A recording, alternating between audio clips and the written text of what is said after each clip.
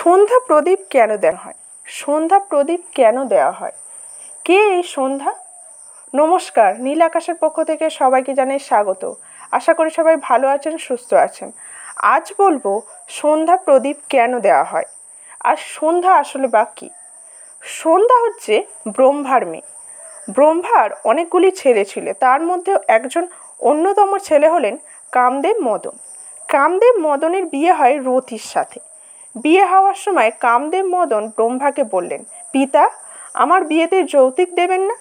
তখন ব্রহ্মা বললেন, আমার তো যৌতুক দেওয়ার মতো কিচ্ছু নেই, তবে আমার কাছে 5টা বাণ আছে, এই নে, তোকে এই 5টা বাণ দিয়ে দিলাম।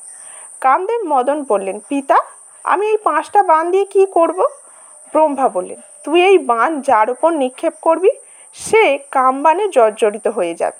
কামদেব মদন বললেন, এখানে তো কেউ নেই, আমি কার ওপরে নিক্ষেপ করে পরীক্ষা করব? তোমার ওপরে নিক্ষেপ করি। ব্রহ্মা চিৎকার করে বললেন, আমার দেওয়া বাণ তুই আমার ওপরেই নিক্ষেপ করবি? করিস না। কামদেব মদন না শুনে বাণ নিক্ষেপ করে। তখন ব্রহ্মার পাশে ছিল ব্রহ্মার রূপবতী মেয়ে সন্ধ্যা। সন্ধ্যার গায়ের রং ছিল কাঁচা স্বর্ণের মতো। যেই কামবাণ গিয়ে ব্রহ্মার শরীরে লাগলো, ব্রহ্মা কামবাণে জর্জরিত হয়ে যায় এবং তার মেয়ে সন্ধ্যার দিকে কাম দৃষ্টিতে তাকায়। ফলে সন্ধ্যার শরীর কালো হয়ে যায়। তখন সন্ধ্যা বললেন, পিতা, তুমি এটা কি করলে? তোমার কামনার চোখে আমার শরীরে কালো হয়ে গেল। ব্রহ্মা বললেন, আমার কোনো দোষ নেই, সব দোষ কামদেব মদন, তোর দাদার। তারপর ব্রহ্মা বললেন, না মা, আমি তোকে আশীর্বাদ দিচ্ছি।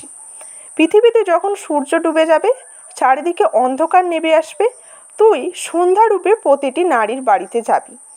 যেই কুলবতী নারী সন্ধ্যার প্রদীপ জ্বালিয়ে তোর অন্ধকার দূর করবে, তার ভেতরের অন্ধকার তো দূর হবেই, তার সংসারের সকল অন্ধকার দূর হবে।